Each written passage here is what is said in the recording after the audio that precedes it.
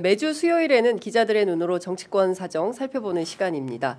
오늘도 어김없이 경향신문 구교영 기자 그리고 시사인의 김은지 기자 두 분 나오셨습니다. 어서 오십시오. 안녕하세요. 네, 그 새해가 돼도 별로 뭐 달라진 게 없는 것 같아요. 이게 묵은 뭔가가 확 있어가지고 이걸 빨리 처리하지 않으면 밝은 새해가 아직 오지 않을 것 같다. 제가 오늘 이제 여기 편의점에 오는 길에 보니 건물 앞에 있는 비석을 하나 봤는데 비석? 아마도 정초석인가요? 아마도 건물 지을 때 지을 세우는 때 걸 세워놓는. 보이는데 아마도 쓰신 분의 이름도 있고 그 문구가 굉장히 인상적이었어요. 현 시국을 잘 표현하는 것 같은데 바람이 불어도 가야 한다. 이게 보니까 오피스텔 건물 앞에 놓여 있습니다. 아, 그래요? 읽으면서 마음을 다잡는 시간을 가지시기를 강권드립니다. 확실히 기자는 다르구나. 저는 잘 못 봤는데 이 뛰어난 관찰력 이런 걸로 민항 기자 민항 기자고요. 아니 근데 그 김은지 기자님도 사실은 우리가 요새 사실은 그 월화수목 금금금뿐만 아니라 아침 몇 시에 출근하는지도 잘 모르겠고 밤에 몇 시에 퇴근하는지도 모르겠어요. 저도 어제 한밤까지 막 취재를 하느라고 이게 지금 끝이 없다. 이 내란 사태를 종결하지 않으면 기자들만이 아니라 보통 시민들도 비슷한 그렇습니다. 상황이실 것 같은데 언제쯤 집행되나 싶어가지고 새벽에 일어나서 뉴스 한번 체크하고 또 좀 설잠을 설치다가 다시 일어나가지고 뉴스 보고 이런 상황들일 텐데 저희도 지금 거의 비상대기이지 않습니까? 언제쯤 집행하나 싶어가지고 그렇습니다. 계속 뉴스를 체크하는 상황인데 그래서 12월 31일 아까 이야기하셨는데 그 가수 별이라고 12월 31일이라는 노래 있지 않습니까? 그 노래가 12월 31일이 지나도 32일이 오고 33일이 온다. 이렇게 새해가 오지 않았다고 을사년 안 왔다 아직. 아직 을사년 안 왔다. 그런 어떤 연인에 대한 감정이긴 한데요. 지금 우리도 사실 해가 바뀌었다고 느끼기에 너무 어려울 정도로 그 윤석열이라고 하는 묵은 때를 헤치지 못하고 새해를 맞이해서 좀 빨리 구정에는 그분과 헤어졌으면 좋겠다는 생각이 듭니다. 이제는 그만 헤어지고 싶다. 이런 생각이 좀 들고 너무 밤낮으로 저도 보니까 어떤 분께서 그 뭐 웹툰 같은 걸 그렸는데 이제 주무시려고 이제 자야겠다라고 이렇게 누워요. 그랬다가 바로 일어나서 잠깐만 그 휴대폰으로 뉴스 검색하는. 근데 딱 흡사 저하고 너무 그러니까요. 다 그러고 있는 것 다들 같아요. 이제 전 국민이 그러고 있다. 그리고 이제 그런 분들이 음박담요 다 뒤집어 쓰고 한남동에서 밤새우시고 또 제가 보기에 이번 주말 또 나갑니다. 그 전에 집행을 해야 될 텐데요. 그렇습니다. 이번 주 안에 끝내야 되는데 걱정입니다. 자, 언제 잡힐 것인가? 사실 저는 어제 늦게까지 국회 법사위 하는 거를 보고 그리고 뭐 제보가 하나 들어와가지고 막 이제 확인을 했었는데 설마 그럴 일은 없겠다, 불가능하다라는 얘기가 있었던 것이. 어제 그 국회 법사위에서 저는 오동훈 처장의 그 얘기가 굉장히 중요하다고 생각을 했는데 관저에 있습니까? 그 질문이 집중적으로 나왔죠. 관저에 지금 있는 거 맞아요? 확인했습니까? 정확하게 보고받은 것은 없습니다. 관저에 있는지 없는지 공수처장이 잘 모르는 겁니다. 그리고 또 하나는 숨거나 도주 우려의 가능성은 있습니까? 네, 맞습니다. 그러니까 공수처장이 숨거나 도주 우려의 가능성, 그다음에 관저에 있는지 정확하게 확인이 안 된다라는 거예요. 근데 관련해서 제가 경호 사이드에서 제보가 하나 들어와가지고 여러 라인으로 취재를 했는데 두 가지 얘기가 나오더라고요. 하나는 이제 청와대 벙커. 그리고 또 하나는 그 합참의장 벙커. 그러니까 들어가서 그리고 벙커의 특징은 들어가서 문을 딱 잠그면 못 나온대요. 그러니까 바깥에서 못 연다는 거예요. 안에서 열고 나올 때까지 기다려야 되는 상황이 되는데. 그러니까 폭탄이 터져도 못 들어간다는 거 아닙니까? 그죠? 그러니까 거기 전시 작전을 이제 지휘하는 거고 거기 들어가야 군을 움직일 수 있기 때문에 이제 두 가능성이 있어서 제가 어제 밤 막 계속 취재를 해봤더니 첫 번째 청와대 벙커는 샤워 시설과 침실이 없답니다. 그래서 거기서는 일상이 불가능하다. 그래서 X. 그리고 이제 합참의장 벙커는 가능한데 합참의장 이번 계엄에서 빠졌잖아요. 그렇죠. 거기를 쓰게 해줄지 모르겠다. 그래서 이제 두 가지에 대해서 계속 확인 중에 있는데 이를테면 오동훈 처장이 어디 있는지 확인해야 돼요. 숨거나 도주 우려 가능성 있다, 맞다 이렇게 본다면 예를 들어서 우리는 지금 뭐 한남동 관저 앞에 가서 경찰이 작전하면 반드시 그를 연행할 수 있다. 이렇게 검거 가능하다. 이렇게 판단하는데 꼭 그렇지 않을 수도 있다. 정말 황당한 일이네요. 그렇죠. 조국 혁신당에서는 빨리 지명수배해야 된다. 이제 이런 얘기가 나오는 건데요. 그러니까 그동안 우리가 알고 있었던 어떤 정치 지도자하고는 전혀 다른 양태와 모습을 보이고 있기 때문에 다양한 가능성을 열어두고 검거 작전을 해야 되지 않나라는 생각이 좀 듭니다. 어떻게 보십니까? 그러니까 피해자들이 통상적으로 가장 취해야 되는 수단이라고 하는 것이 네. 뭐 1도 2부 3백이라고 얘기하지 않습니까? 첫 번째가 도망이고 네. 두 번째가 부인이고 세 번째가 백을 쓰라는 건데 검찰총장 출신의 피의자인 대통령이 네. 지금 도주 우려까지 우리가 우려해야 되는 상황이다. 그러니까 사실 체포영장도 유효기한이 연장이 됐겠죠. 네. 소재조차 모른다. 이런 것들이 정말로 안타까운 상황이라고 생각을 하는 것이고 근데 이 부분에 대해서 저는 걱정을 안 하는 것이 공수처 혼자만 잡는 게 아니지 않습니까?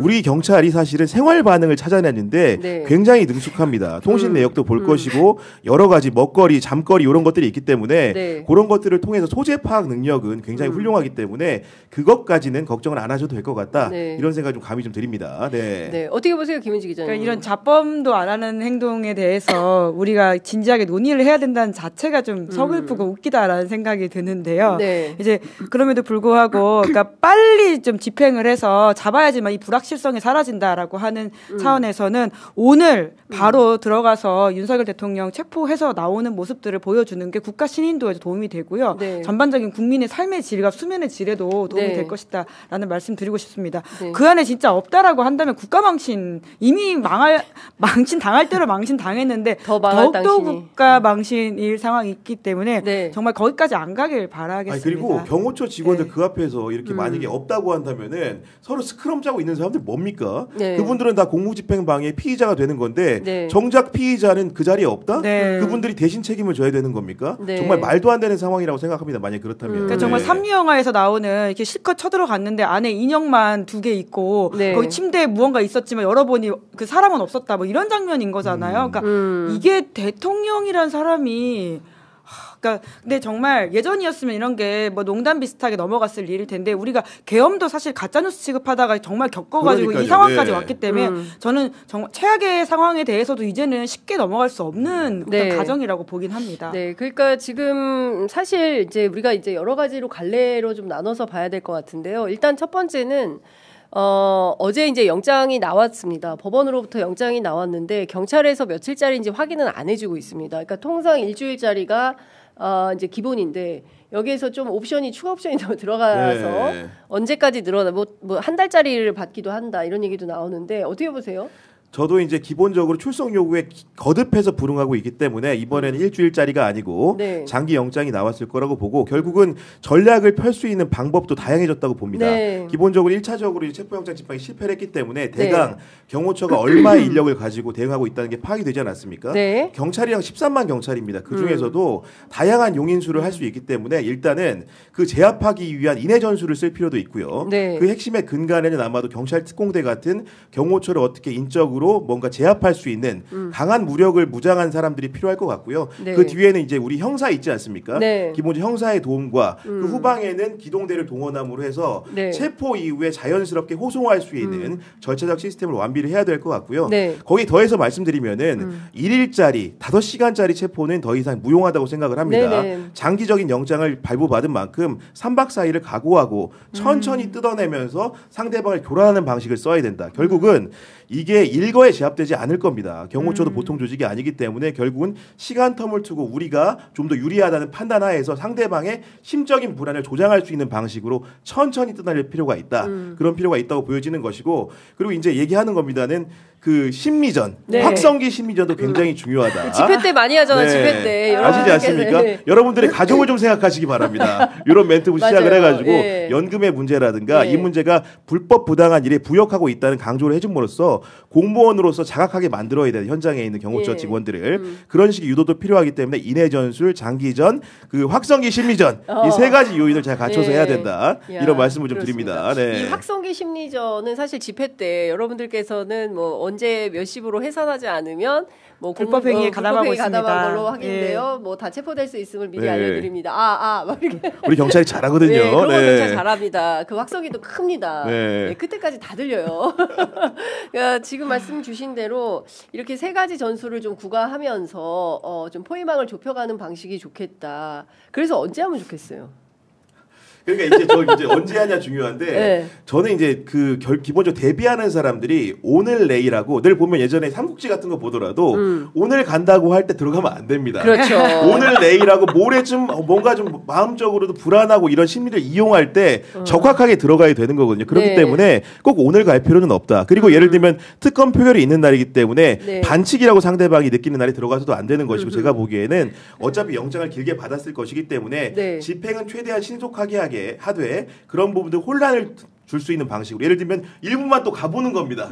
일부만 가서 소환장을 전달한다거나 그 소환장이라는 거는 대통령에 대한 소환장이 아니고 네. 경호처 간부들을 상대로 한 소환장이어야 될 것 같고요. 네. 그런 부분들을 통해서 자꾸 헷갈리게 해줘야 되는 겁니다. 시간은 우리의 편이다. 네. 이런 생각으로 느긋하게 해야 되는 것이지 네. 쪼들려서 이끌려지면 더 될 것도 안 된다. 이렇게 생각을 합니다. 네. 오동훈 공수처장보다 우리 구경훈 기자가 더 일을 잘할 것 같아요. 네. 그러니까 이원지 기자님 어떻게 보세요? 그러니까 기본적으로 굉장히 동의하면서 이런 이야기하는 상황이 진짜 서글프다. 이게 사실 이게 맞아요. 내전과 같은 상황이라는 걸 우리가 전제하고 이야기하고 있는 네. 것이잖아요. 거기에 있는 경호처 직원들도 우리 국민이고 사실 우리 공직자임에도 불구하고 그런 심리전, 그러니까 사실 적국을 상대로 하는 듯한 어떤 맞습니다. 이 행태라고 하는 것이 결국 다 윤석열 대통령이 제대로 된 법 집행에 따르지 않고 있기 때문에 나오는 현상이라고 하는 것이거든요.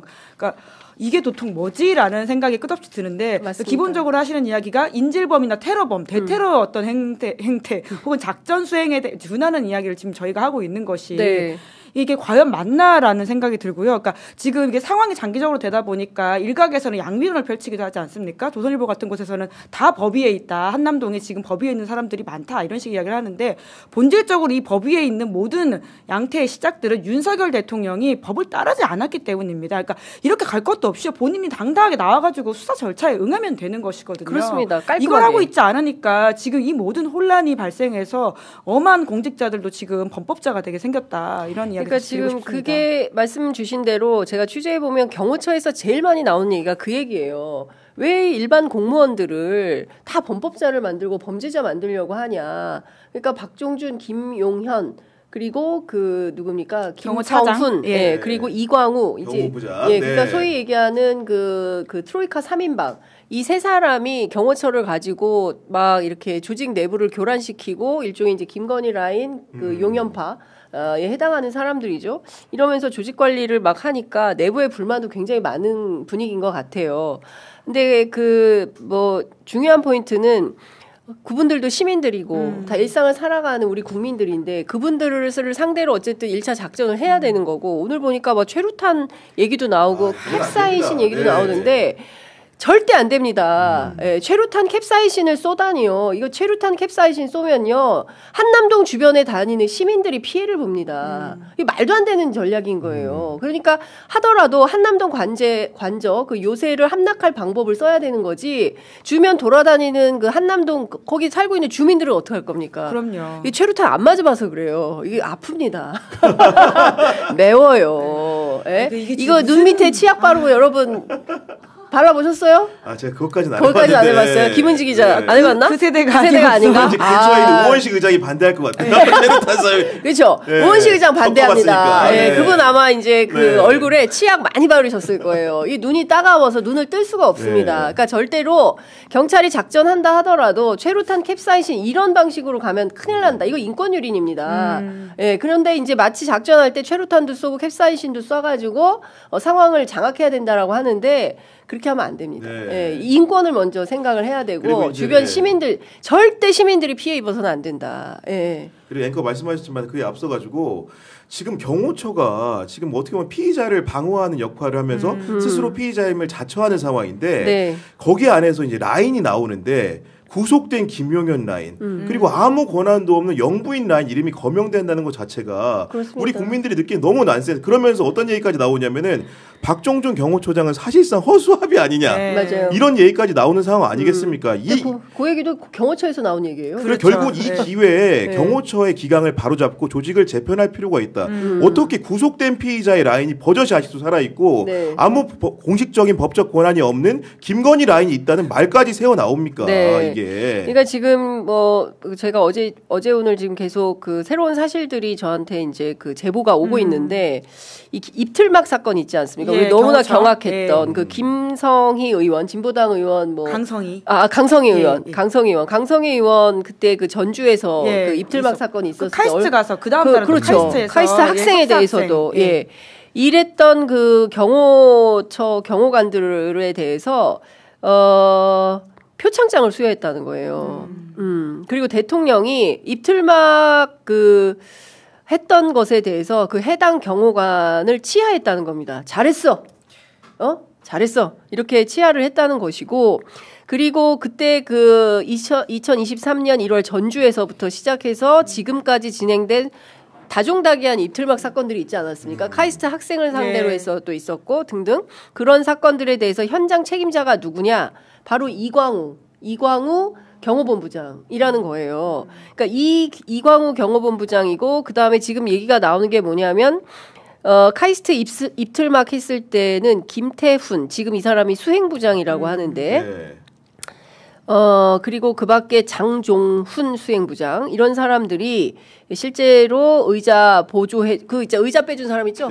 이런 부장들 이런 사람들이 소위 얘기하는 처장, 차장 그다음에 본부장, 부장급들까지 이렇게 있는 겁니다. 그러니까 소위 얘기하는 지금 김용현과 그다음에 김건희라 그러니까 그 얘기를 하더라고요. 김건희 여사가 뭐 다 파벌을 만들지는 않았지만 그렇겠죠, 당연히. 김용현을 중심으로 해가지고 이 파벌이 형성됐고 이 사람들이 아직도 건재하다. 이게 진짜 심각한 문제다. 이런 얘기를 하고 있습니다. 그러니까 속된 말로 지금 경호처의 수뇌부가 굉장히 오염된 자들로 보이기 때문에 경찰이 빠르게 특수공무집행 방해 지휘를 한 책임자들 아니겠습니까? 빨리 입건을 하고 조사 압박을 통해가지고 1차적으로 이들에 대한 관문을 넘어서는 것이 피의자 윤석열을 체포할 수 있는 첫 번째 지름길이라고 생각을 합니다. 그러니까 본인이 왕이라고 생각하고 지금 왕을 모시는 사람이라고 오해하고 있는 게 아닌가 싶은데요. 그분들의 월급은 저희가 드리는 겁니다. 우리 세금으로 다 그분들 월급을 받고 있는 건데 마치 윤석열의 사병인 것처럼 지금 움직이고 있는 이 작태들이라고 하는 것은 거기는 소도도 아니고요. 그리고 윤석열 대통령 왕도 아닙니다. 지금 직무가 정지되어 있는 한낱 사실은 그냥 뭐라고 할까요? 뭐 지금 관저에서 뭐 술 먹고 지금 유튜브 본다 이런 소문 있지 않습니까? 그런 분에 불과한 사람에 대해서 경호처가 좀 잘못된 판단을 하고 있다라는 이야기 드리고 싶고요. 그리고 윤 대통령 수차례 자기가 이야기했잖아요. 참모 뒤에 숨지 않겠다. 뭐 밥 혼자 안 먹겠다. 이렇게 약속을 두 가지 크게 했었는데 밥을 혼자 안 드시는 건 모르겠지만 참모 뒤에 숨고 있는 건 너무나 좀 명백한 것 같습니다. 밥은 사람들이 안 먹어주는 것 같은데 요새. 그 오찬하자고 했는데 거절했다면서요, 국민의힘. 그다음에 심지어 아사히 신문 오늘 보셨죠?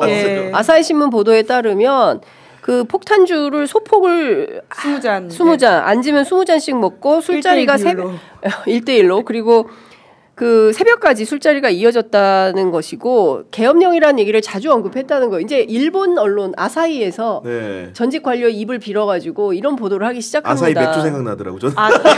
바로 그냥 아사히 맥주로 소맥을 20잔씩 먹는다니까. 근데 저는 사실 그 보도 보면서 대통령 일 때만의 일일까. 사실은 윤석열 대통령이라는 사람의 그 어떤 음주에 대해서는 굉장히 유명한 사례들이 많기 때문에 대구에 있을 때부터 얘기 들었어요. 기자들 불러가지고 술 먹이고 노트북 잃어버리고 안경 깨지고 핸드폰 박살나고 뭐 이랬다는 일들 견적이 세게 나온다 이런 소문이 있지 않았습니까? 그 모습이 변하지 않고 우리 대통령이 되고서 더 심화돼서는 결국은 극우 유튜버 중독으로까지 가게 된 그 양태가 일본 언론에까지 보도된다는 게 너무 부끄럽죠. 그렇습니다. 아니 이게 정말 그렇잖아요. 일본의 유력 언론에서 이 내용을 보도한 겁니다. 우리 대통령이 소맥을 20잔씩 먹고 새벽까지 먹다 보니까 주변의 참모들이 괴롭고 이런 얘기들을 전직 관료의 전언으로 한 것이고 그것도 모자라서 극우 유튜브에 너무 빠져 있다 보니까 반국가 세력이라는 표현을 쓰게 된 것이다. 이런 식으로 얘기를 하는데 일본 국민들이 이걸 뭐 고지고대로 다 받아들일 거 아니겠습니까? 그렇습니다. 일본 사람들이 대한민국이 주권을 가진 국민들이 선출한 대통령이라는 자가 이렇게 국정 운영에 신경을 쓰는 게 아니고 밤마다 술판을 벌이고 있다? 이런 인식을 갖게 될 거 아닙니까? 그러니까요. 그러니까 지금 사실 해야 되는 일들은 안 하고 사람들 불러가지고 앉은 자리에 근데 20잔을 어떻게 먹어요? 저는 제가 좀 먹어서 아는데 20잔을 먹으면은 어떻게 돼요? 정상적인 사고가 불가능합니다. 그날은 좋아요.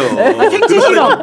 생체 실험. 그날만 사는 겁니다. 그날만. 다음 날 괴로워요. 국정 운영을 할 수가 없어요 오전에. 그러니까 가짜 출근했다는 거잖아요. 네. 지금 그러니까 전반적으로 이 모든 것들이 다 이렇게 딱딱 들어맞아 되는 것들인데, 그러니까 이런 식으로 국정 운영을 5년 했으면 진짜 나라가 큰일 날 뻔했겠다, 파탄으로 갔겠다라는 생각이 들 정도의 네. 것들이 뒤늦게 이제 나오기 시작하는 거죠. 카더라했던 소문들이 정말 다 사실이었구나라는 차원에서도 네. 좀 경악을 금치 못하겠다. 아니 그리고 여당 의원들도 배알도 없는 게 이 기사 보면은 되게 창피한 게 뭐냐면은 야당 비판하다가 술 좀 들어가면 여당도 욕본다는 거 아닙니까 이게. 그러니까. 본인들이 대상일 수도 있는 거예요 이게. 왜 확실하게 단도리를 못하냐. 그렇죠. 그렇잖아요. 관저앞에 갔던 그 의원들 중에서도 아마 윤석열 대통령이 그때그때 따라서는 비판했던 사람들이 있을 겁니다. 특히나 나경원 의원이 전당대회에 출마하려고 했을 때는 사실상 대통령실 입장에서는 국정 운영과 관련해서는 거의 뭐 적기라는 식의 이야기까지 나온 바가 있지 않습니까? 안철수 의원이나 나경원 의원에 대해서는 아주 적대적인 메시지를 냈기 때문에 거기 앞에 찾아간 나경원 의원 입장에서는 물론 본인은 헌법을 수호하러 간 것이지 대통령 지키러 간 게 아니다,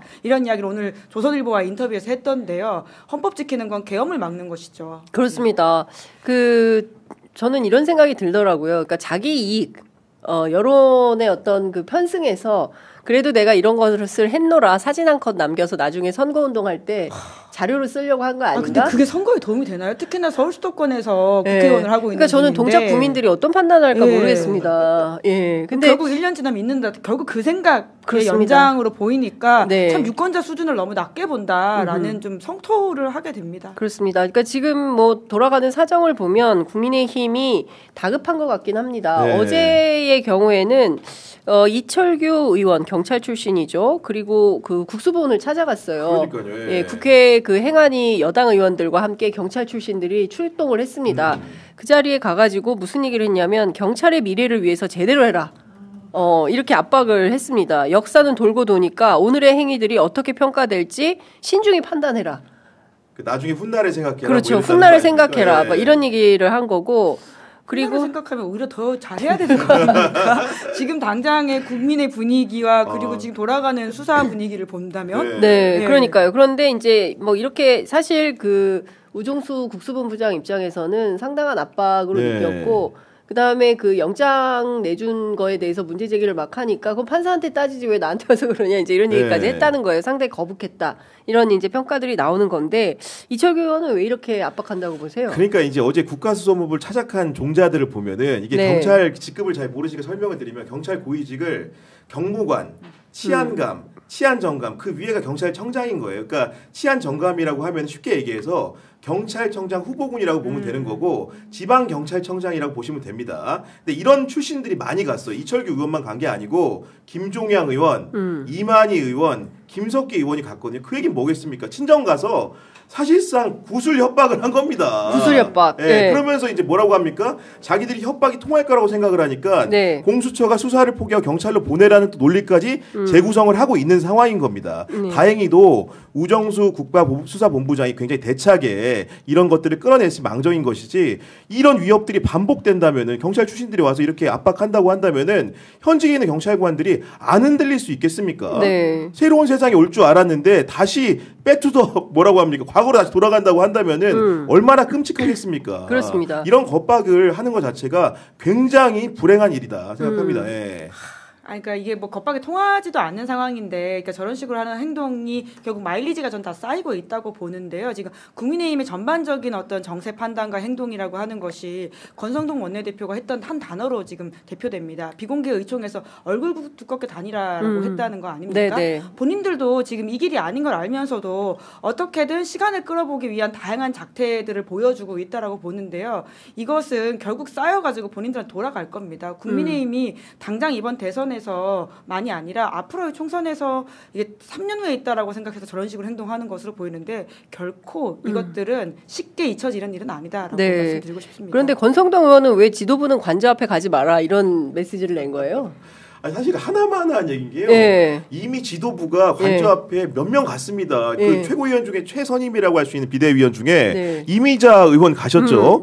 그리고 심지어 비대위원장 비서실장도 현장에 갔습니다. 네. 그리고 원내대표 비서실장도 간 거죠. 예, 그런 상황이기 때문에 결국은 표면적으로는 거리 두는 것처럼 보이지만 행태 자체가 매우 다른 것이다. 결국은 전광훈과 동일시되는 걸 두려워하는 것 같지만 네. 실제로는 그런 상황을 즐기고 있는 것으로밖에 보이지 않는다. 진심인지 거짓인지 도저히 말만 가지고는 알 수가 없는 상황인 것 같습니다. 그리고 결과적으로 메시지가 통하지 않습니까? 지금 체포영장이 부당하다라고 하는 것은 네. 관저 앞에 가지 않더라도 국민의힘 지도부가 아침 회의 때마다 하는 이야기야 맥이 다 있거든요. 이제 그렇기 때문에 관저 앞에 간다 안 간다 물론 뭐 거기 가는 얼굴 사진 찍히는 게 또 큰 상징성이긴 하지만 네. 저런 식으로 말과 행동이 아예 다른 차원에서 뭔가 아닌 척하는 것은 아무 의미가 없고 국민도 속지 않는다 이렇게 말씀을 드리고 저는 그래서 싶고요. 뭔가 네. 그 국회의원들을 상대로 설문조사 하나는 하고 가야 될 것 같아요. 설문조사. 첫 번째, 지난 총선은 부정선거였나 아니다. 맞다 아니다. 예. 두 번째, 비상개업은 합법인가 불법인가. 예. 그 다음에 이제 대통령 탄핵은 무효인가 유효인가. 예. 이 정도 설문은 좀 조사를 해봐야 된다. 국회의원 의식 조사를 한번 해야 된다. 실명으로 하자. 실명으로 실명으로 해야 될 것 같아요. 그러면 실명으로. 알아야 됩니다. 어떤 예. 데 가졌는지. 그렇죠. 주권을 대의하는 사람들 아닙니까? 맞습니다. 이 네. 300명 대상으로 이게 설문조사 해가지고 설문조사 한번 돌려야 됩니다. 그러니까요. 지금. 네. 경향신문이 합시다. 절반만 응답할 것 같아요. 그러니까 제가 보기에는 지금 국회의원들의 인식 수준이 그러니까 부안해동식으로 우우하고 따라다니면서 하고 있는데 같이 판단 다 할 줄 알잖아요. 그래서 저는 김상호 의원처럼 당당하게 왕따 당할 거 각오하고 뒷조사 당할 거 각오하고 자기 할 일들을 해야 되는데 이 사람들은 그냥 무슨 양떼처 우르르 쫓아다니는 느낌밖에는 안 든다. 그래서 정말 걸어다니는 헌법기관으로서 자기 기능과 역할을 제대로 하고 있는 것인지에 대해서는 의심이 든다는 생각이 좀 듭니다. 오동훈 공수처장에 대해서 우리가 얘기를 해야 되는데요. 네. 어제 법사위 출석해서 저녁 늦게까지 이어지는 과정에서 오동훈 처장의 그 발언을 종합해 보면 이렇게 무능할 수가라는 생각이 전 들었습니다. 너무 답답하더라고요. 물론 이런 얘기 했습니다. 2차 영장 집행이 마지막 집행이라는 비상한 각오로 철두철미하게 준비하겠다. 사실 2차 영장이 실패하면 본인이 마지막이 아니라 국민들이 더 이상 기회를 드리지 않을 겁니다. 네. 그렇기 때문에 그 마지막이라는 건 너무 당연한 이야기인 거죠. 네. 네. 그러니까 그리고 퇴로가 막혀서 집행 강행에 애를 먹는 상황이었다. 제가 이거 취재해서 어제 경향신문에서 말씀드렸잖아요. 잡아가지고 나오려고 해도 퇴로가 다 막혀서 안 되겠다. 그래서 그냥 체포 안 했다는 거거든요. 그러니까 이게 헬기를 부르면 되는 거 아닙니까? 이게 그 말이냐 막걸리냐 막 이제 이런 비판까지 나오는 건데 그리고 자칫 물리적 충돌로 뭔가 대단한 프레임 전환이 일어나면 수사를 넘어서 여러 가지 나쁜 영향을 미치겠다고 판단해서 안 했다. 야, 그러니까 참 이런 겁니다. 어쨌든 그동안 이제 그 피해자 윤석열의 태도를 종합해 보면 굳이 수사관이 아니다 할지라도 앞으로 그분이 어떻게 나올 것인지에 대해선 대충 예측이 되지 않습니까? 네. 버틸 거다. 그리고 물리력을 동원해서 최대한 방어할 거다. 그렇다면 거기에 대비한 계획 곱하기 2 정도는 해서 출동을 했어야 옳지 않은가. 저 같으면 그랬을 것 같거든요. 그러니까 근데 그렇게 정할 줄 몰랐어요. 이런 얘기를 기자들한테 하는 공수처에 대해서 야, 이 사람들을 어떻게 이럴 수가 있을까? 그러니까 앞으로 수사도 쉽지 않을 거다라는 생각이 드는데요. 수사는 기세라고 제가 몇 번 말을 한 적이 있는데 네. 결과적으로 이 기세를 가지고 가가지고는 강한 추상 같은 법 집행을 보여주는 것이 그 굉장히 앞으로의 수사를 위해서도 중요한 부분이 있는데 이미 시작부터 이렇게 초장에 얼굴을 구기고 들어가서 피의자가 순순히 관련된 진술을 할까에 봐서는 그러지 않을 가능성이 아주 높거든요. 그러니까 네. 공처는 사실 앞으로의 어떤 이 법 집행에 있어서는 무언가를 잘하기 어렵다라는 게 지금의 대체적인 전망이죠. 그러니까 기본적으로 그 피의자를 대하는 태도는 네. 피의자하고 뭔가 좀 맞춰줘야 되는 거거든요. 그러니까 지금 오동훈 처장의 대응이라는 것은 네. 최초에 이제 대통령을 조사한다고 했을 때부터 존칭을 쓰면서 뭔가 여전히 이제 모범생다운 접근법을 하고 있는데 우리가 지금 잡아들여야 될 대상은 모범생이 아닙니다. 네. 물리력을 동원해서 사실 깡패와 진배 없는 짓을 하고 있기 때문에 네. 강력계 형사의 시각에서 그런 마음가짐으로 피의자를 대하고 조더 강력하고 뭔가 신속한 방법을 취해야 되는 거거든요. 네. 네. 기본적인 자기 마인드 세팅 자체가 이렇게 모범생적으로 돼 있으면은 절대로 깡패를 때려잡을 수가 없습니다. 네. 깡패에 걸맞게 그런 강력계 형사의 시야로서 네. 접근을 해야 되는 것이고 지금부터라도 본인이 처방이 불가능하면 그런 부분들에 대해서는 정말 경찰의 협조를 진지하게 정식적으로 구하고 사전 협의도 많이 하고 공문이나 띡보내서 할 게 아니고 네. 깡패 많이 잡아본 사람들한테 네. 뭔가 전권을 좀 주면서 지휘하는 형태를 취했으면 좋겠다 이런 생각을 좀 하게 됩니다. 네. 네. 어제 저희가 그 경찰 직장협의회 민관기 회장 네. 전직 회장 인터뷰를 했는데 그 얘기를 하시더라고요. 아 공수처는 오세요 하면 순순히 오는 사람들만 잡았나 보다. 네, 우리는 그런 사람들만 잡은 게 아니라 온갖 잡범들을 그리고 일단 도망가고 이렇게 도주하고 이런 사람들만 잡아봤기 때문에 이제 그런 가능성을 상정해 놓고 판단하는데 역시 고위 공직자들만 대상으로 하는 범죄를 수사하다 보니까 오라면 오고 가라면 가고 이제 이런 사람들만 해서 그렇게 좀 안이하게 대처한 거 아닌가라는 얘기를 했습니다. 중요한 것은 공수처가 이번에도 이제 현장 지휘는 하게 되고 그리고 일단은 뭐 경찰 쪽에서는 그런 얘기도 흘러나오는 것 같아요. 근데 이런 정보들을 다 이야기하는 게 좋은 것인지는 잘 모르겠어요. 경호처가 굉장히 열심히 그렇죠. 찾아본다고 하더라고요. 경호처가 예. 그래요? 왜냐면 어떻게 대비해야 될지에 대한 본인들도 방법이 필요하기 때문에 네. 경찰 관련된 어떤 기사들과 정보들을 굉장히 수집을 하고 있다. 이런 이야기가 나오고 있습니다. 그럼 얘기하지 말아야겠다. 빨리 집행하면 되니까. 예. 네, 아니 근데 이제 어쨌든 이제 날짜는 이런 것 같아요. 그러니까 기본적으로는 그 첫날도 마찬가지였지만 이 경호처 수뇌부들을 먼저 체포하면서 동시다발로 그 피해자 윤석열에 대해서도 검거 작전을 편다. 네. 그러니까 동시다발로 한다. 이런 생각들이 있는 것 같아요. 그러니까 네. 한 번에 싹 다 일망타진 컨셉인 것 같습니다. 네. 그러지 않고서는 이 작전이 좀 유효하게 진행되기는 좀 어려울 것 같다라는 판단 속에서 3차 소환장을 또 보냈잖아요. 어제 2차 소환 불응했고 3차 소환일이 10일입니다. 그래서 3차 소환까지 불응하면 박종준을 포함해서 그밖에 그 경호 수뇌부들, 수뇌부들 포함해서 플러스로 근데 관저에 계속 있겠죠? 아니면 또 그 지금 뭐 망원으로 다들 취재하고 있기 때문에 딴 데는 못 갈 텐데 도주의 우려나 위험은 없겠습니까? 지하 벙커를 만약에 이용한다고 하더라도 그건 대통령만 가능할 거기 때문에 뭐 그분들 입장에서는 그렇게까지는 되지 않을 것 같고요. 그러면 아마 혐의가 추가되기 때문에. 그렇죠. 그러니까 지금 하고 있는 모든 행동들이 헌법재판에 그 굉장히 탄핵 심판에 굉장히 불리한 요소로 작용할 그리고 텐데. 이게 뭐냐면 구속영장의 요건과 체포영장의 요건이 다른 건데 체포영장은 소환에 불응하니까 나온 것이고 구속영장이라는 거는 구속 요건 자체가 증거인멸 및 도주 우려입니다. 그렇습니다. 그렇기 때문에 만약에 윤석열 대통령이 체포영장에 불응하고 어디 숨었다 도주 우려가 있는 피의자가 되기 때문에 자연적으로 구속영장 발부가 수월해지는 거거든요. 그러니까 쉽게 얘기해 도주를 하는 순간 구속영장 직행 티켓을 끊는 것이다. 이런 겁니다. 악수를 두는 겁니다. 네. 그렇군요. 지금 말씀 주신 대로 그 도주 우려가 실제로 있다고 공수처장은 보고 있는 거잖아요. 근데 도주한다 하더라도 어디로 가겠냐. 그러니까 저도 어제 뭐 밤늦게까지 취재해봤지만 갈 데가 없다. 숨을 데가 없다. 그리고 가려면 경호가 같이 이동을 해야 되기 때문에 너무 티가 난다. 그래서 움직이면 움직일수록 손해다. 그런데 그런 우매한 수를 쓸까?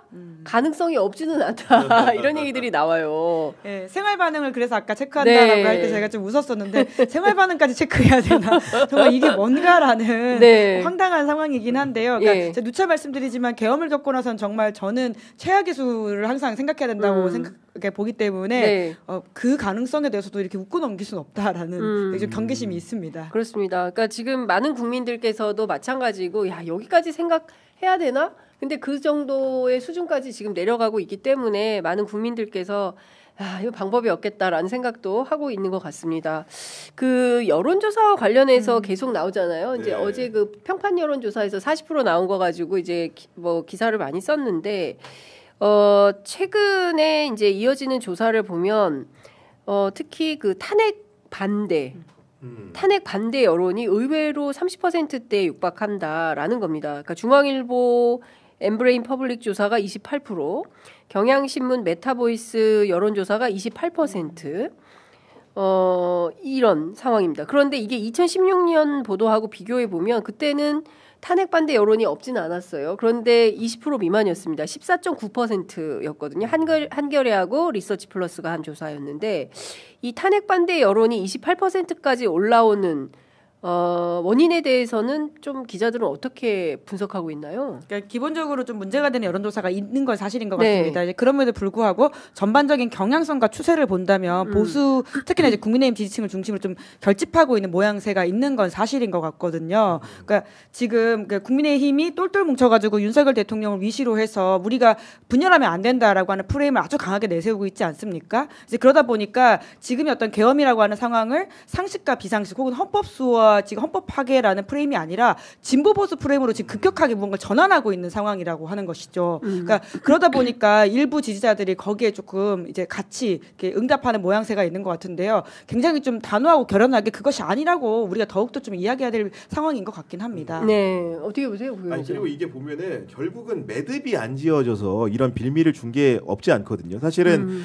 윤석열 대통령을 제외한 상당수 중요 임무 종사자 내란에 피의자들은 군 관계자를 중심으로 해가지고 경찰까지 전부 다 지금 구속 수감 상태입니다. 근데 지금 우두머리라고 할 수 있는 피의자 윤석열만 유일하게 지금 구속이 안 된 상태다 보니까 이런 체포영장 집행이 길어지면서 뭔가 이제 빌미를 줄 측면이 없지 않고, 그리고 헌법재판에 대해서도 자꾸 보면은 근본적인 문제, 어떻게 보면 따지지 않아도 될 문제를 가지고 정치 싸움 하듯이 지금 하고 있는 거거든요. 그렇습니다. 그러면서 자꾸 이제 이렇게 주동하는 측면이 있는 데다가 뭔가 지금 가시적으로 이런 헌재 그런 진행이라든가 그런 형사 그런 소추 단계에서의 지장 같은 것들을 토대로 해가지고 힘을 얻는 구구 세력들이 장외로 나오면서 결국 그런 것들을 뭔가 밖으로 전시적으로 보여줄 때 힘이 기대 이상으로 과다대표되는 측면들이 있는 거예요.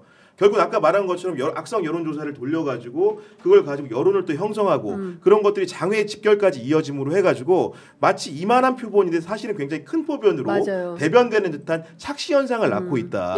그런 착시 현상 속에서 국민의힘 지지율이라는 것도 뭔가 이러다 바뀔 수 있는 거 아니야? 이런 막연한 기대. 지지자들의 심리란 그렇습니다. 적어도 민주당이 집권하는 건 싫어할 가능성이 높거든요. 그렇기 때문에 혹시나 이 상황 반전이 있지 않을까? 근데 정상적으로 앉아서 생각을 해보면 헌재의 파면 결정이라든가 형사재판에서의 구속수감이라는 게 불가피해 보이는데 그런 부분들이 반전 여지가 있는 것처럼 장외에서 과다대표되는 착시 현상 속에 우리가 좀 헷갈리는 결과가 이런 지지율에도 나타나고 있다. 이런 생각을 좀 하게 됩니다. 근데 거기에 사실은 기여하는 게 소위 얘기하는 레거시 미디어들 아니겠습니까? 어제도 보니까 TV조선이 그 40% 대서특필하고 또 문화일보 같은 보수지들이 적극적으로 나서가지고 하는데 소위 얘기하는 명태균식 여론조사, 오늘 경향도 그렇게 어제 한겨레도 그렇게 썼던데, 중요한 것은 그냥 솔직히 뭐 아무 말 대잔치 비슷한 설문 문항을 설계해가지고 야 40% 나왔다, 뭐 여론이 반전되고 있어, 이제 광장으로 막 이용하고 그걸 또 정치인들이 확대 재생산하고 언론은 무비판적으로 보도하고 이러면서 이제 사이클을 만들어 나가는 건데, 중요한 것은 이게 밴드웨건 효과가 또 나타난다는 거예요. 맞아요. 여기서 이런 게 만들어지면 다른 기타 여론조사에도 영향을 미쳐서 이게 마치 사실인 것처럼 굳어지게 만드는 문제가 있다. 예, 그러니까 내가 국민의힘 지지자니까 나는 그러면 이 상황에서 윤석열 대통령이 옳다라고 반응해야 되는 것인가? 라는 생각을 하시는 분들이 늘어날 수 있다라는 점에서는 굉장히 좀 문제적이라고 할 수 있는데요. 사실 문항들을 볼 경우에 지금 문제가 되는 아까 말씀하신 40% 나온 그 문항을 보면요. 그러니까 애초에 질문 자체가 선생님께서는 윤석열 대통령 체포영장에 대한 불법 논란에도 불구하고 공수처가 현직 대통령을 강제 연행하는 것이 어떻다고 생각하십니까? 불법이라는 말과 강제 연행 이런 식의 이야기를 쓰면서 사실 대답을 유도하고 있는 것들이 그렇습니다. 많거든요. 그러니까 이런 여론조사에 대해서는 좀 단호하게 문제가 있다라고 이야기할 필요가 있는 것이죠. 그렇습니다. 그러니까 이걸 좀 걸러낼 장치는 없겠습니까? 그러니까 이를테면은 이 회사의 경우에도 아시아투데이라는 언론사의 의뢰를 받아가지고 한 여론조사이기 때문에 그 중앙 여론조사 심의위원회에서도 선거 때가 아니어서 문항 설계와 관련해서는 언론사가 책임하에 그 그러니까 당연히 이제 공정성과 신뢰성을 바탕으로 해서 문항 설계를 했겠거니 하고 믿어준 건데 이게 황당무계한 여론조사가 된 거고, 그거를 이제 다 확대 재생산을 하고 있으니 여론을 흔들고 있는 거 아니겠습니까? 그러니까 여론조사 기관의 자체 조사 같은 경우에는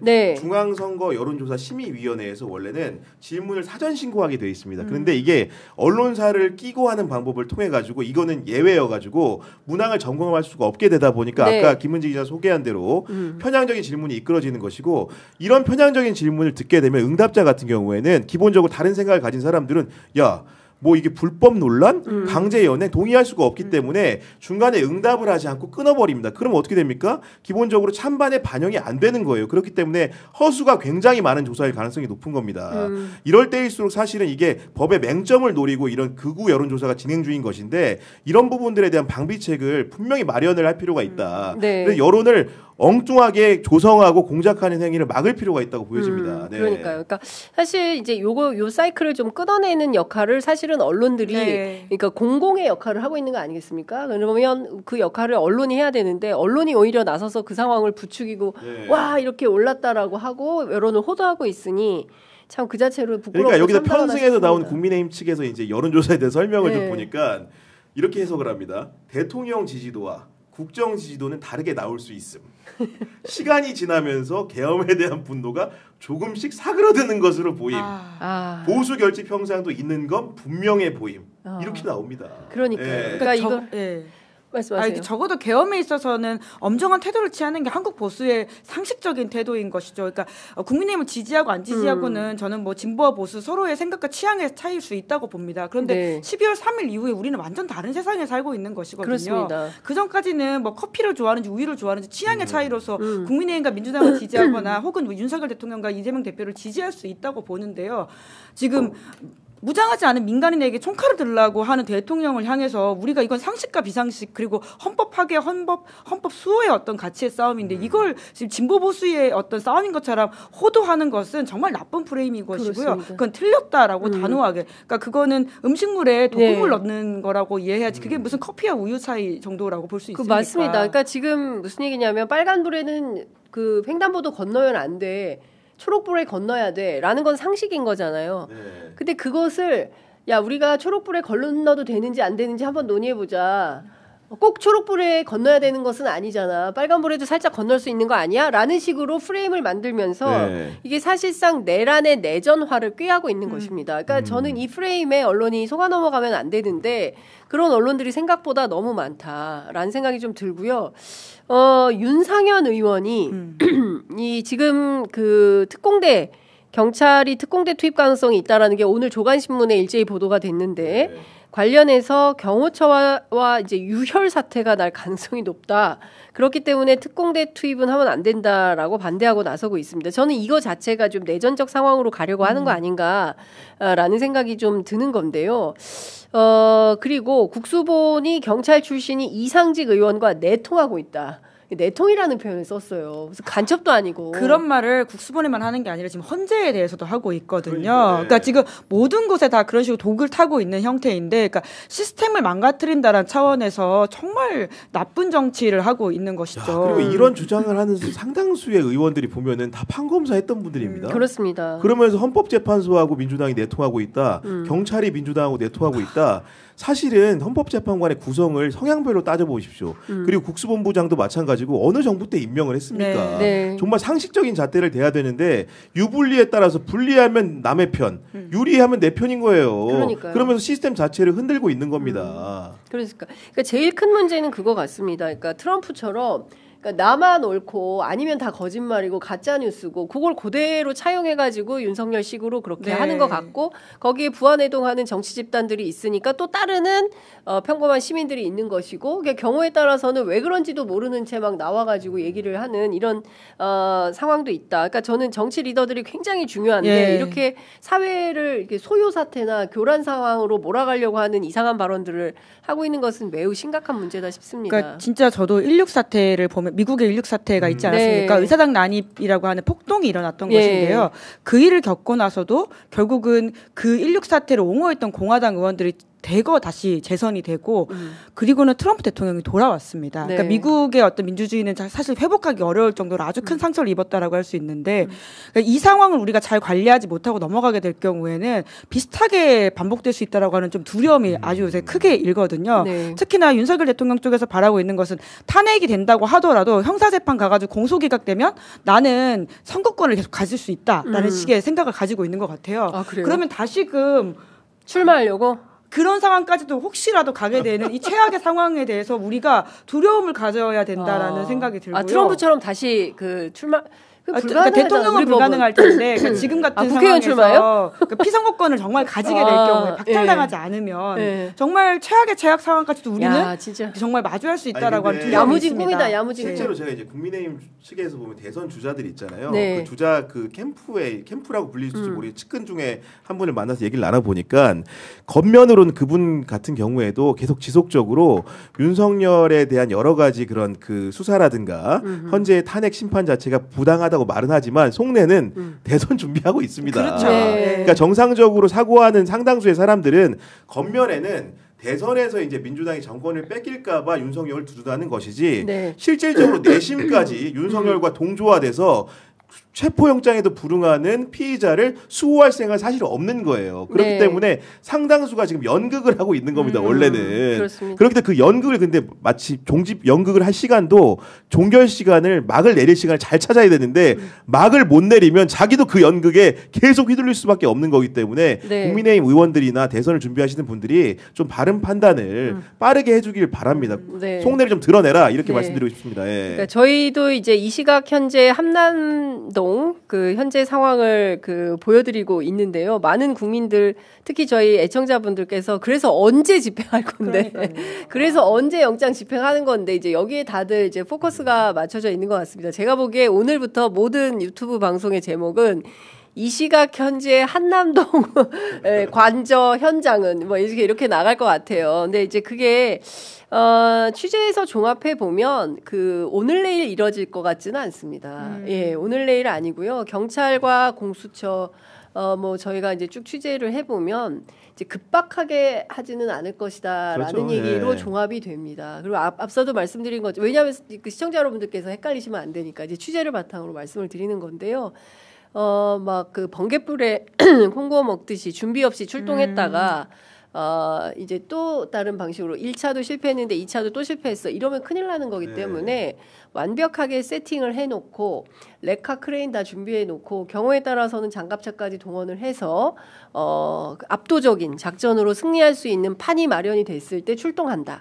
이게 제일 적합합니다. 그래서 지금 이 순간 막 되는 것처럼 그것은 사실에 부합하지 않는다라는 말씀을 제가 좀 전해드리겠습니다. 첨언을 드리면은 지금 상당수의 국민들이 불안한 게 뭔가 이제 보이는 것에만 집중하니까 그런 거 아니겠습니까? 이제 정말로 보이는 것들이 다가오는 게 다음 주부터 이제 헌법재판도 변론기일이 열리게 되고요. 그렇습니다. 거기서 나올 여러 가지 증언이나 증거들을 통해서 다시 한번 12월 3일의 계엄 상황이 얼마나 내란이었는지를 체감을 하게 될 것이고 그리고 다다음 주가 되면 또 국정조사도 열립니다.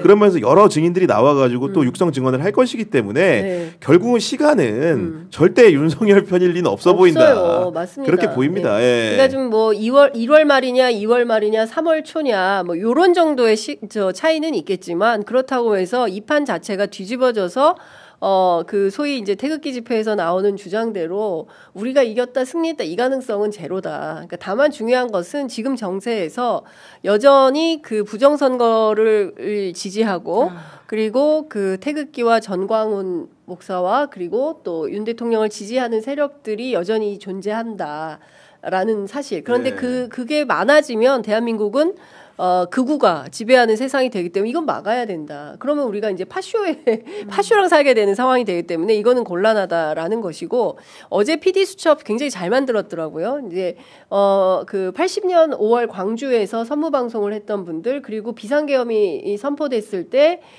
불법 체포돼서 연행돼서 고문받고 이랬던 분들의 이제 얘기가 나왔어요. 근데 실제 그 시절을 살았던 분들에게 2023년 12월 3일은 다시 또 가슴이 쿵쾅쿵쾅 뛰고 제가 그날 현장에 있었지만 내가 지금 김포에서 여기까지 무슨 정신으로 운전을 해서 왔는지 알 수가 없다라고 하신 그 초로의 분들이 계셨어요. 그러니까 이분들은 삶에서 체득한 계엄의 공포가 있는 겁니다. 그러니까 우리도 다 만날 수 있었어요. B1 벙커에서. 네. 그러니까 이게 지금 우리는 농담처럼 이야기하지만 이게 실제적 상황으로 겪었던 80년 5월 광주의 시민들. 그때 시민 뭐 도청으로 모여주십시오라고 선무방송했던 그분. 뭐 이런 뿐만 아니라 얼마나 많은 희생자들이 있었습니까? 지금 아직까지도 시신을 못 찾은 분들도 계시지 않습니까? 실종 상태로. 이걸 생각하면 굉장히 끔찍한 상황인 겁니다. 그래서 이거를 지금은 우리가 정말 그 정신 똑바로 차리고 정도 잘 수습하고 정돈해서 민주주의 제도 시스템을 제대로 세울 수 있는 체제를 만드는 게 굉장히 중요하다라는 말씀을 좀 드리는데 경찰이 조급하게 움직일 생각은 없어 보이더라. 취재하니까. 그렇죠. 네. 만반의 준비가 됐을 때 일망타진 작전을 세우는 것 같더라라는 말씀을 좀 드립니다. 그래서 오늘 내일 갑자기 막 될 것 같다. 이것은 사실에 부합하지 않는다라는 말씀 다시 한번 좀 드리겠습니다. 늘 그렇지만은 그 내부에 또 첩자들이 있습니다. 맞아요. 그게 사실은 이 경호처도 조직이 작지 않은 조직이기 그렇습니다. 때문에 그 안에 밀고자가 있는 거예요. 협조자가 있기 때문에 결국 그런 틈새들을 과학적으로 파고들어서 적시에 들어갈 수 있지 않을까라는 생각을 좀 해봅니다. 그렇습니다. 밀고자 아니고 굉장히 시민의 수준에서 바라보는 훌륭한 공직자. 그렇습니다. 공익신고자. 공익제보자. 네. 그 어제 천대엽 법원행정처장이 굉장히 중요한 얘기를 했습니다. 그러니까 그 피해자 윤석열을 향한 경고였는데요. 적법하게 절차를 따라 이루어진 재판에 대해서는 일단 존중해야 한다. 이런 입장을 밝혔습니다. 지금 수사에 협조하라는 내용에 대해서 계속 거부하고 있는 윤과 국민의힘, 그 또 변호인단을 향해서 이제 꼬집은 것인데요. 굉장히 보수적인 인사 아니겠습니까? 그 법원행정처장도 그렇죠. 네. 대법관이잖아요. 그렇죠. 네. 넘버 2입니다, 법원에. 예? 그러면 이분이 이런 얘기를 하면 최소한 윤이라는 사람도 법조인 출신이니까 당신도 이 정도는 지켜라고 얘기를 하는 거거든요. 그러니까 제가 보기에 지금 상황을 종합해 보면 헌법재판소가 제일 자기 일 열심히 하고 있고요. 법원도 굉장히 충실히 자기 역할을 하고 있어요. 그리고 경찰도 국수본, 특히 이제 그 강단 있게 자기 역할을 하고 있습니다. 헤매는 게 공수처, 검찰 뭐 이런 데인 것 같거든요. 그러니까 저는 정말 이 상황이 좀 이해가 안 되는 게 국민의힘이 한국 사회에서 가장 주류 집단들의 총체 아닙니까? 출신 성분이나 여러 가지 비춰봤을 때, 근데 이런 주류들이 지금 비주류적 해법을 자처하고 있어요. 그러니까 천대엽 법원행정처장이 뭐라고 얘기했냐면은 체포영장 가지고 지금 불법이라고 주장을 하는 거예요, 국민의힘이. 그러면서 뭐라고 하냐?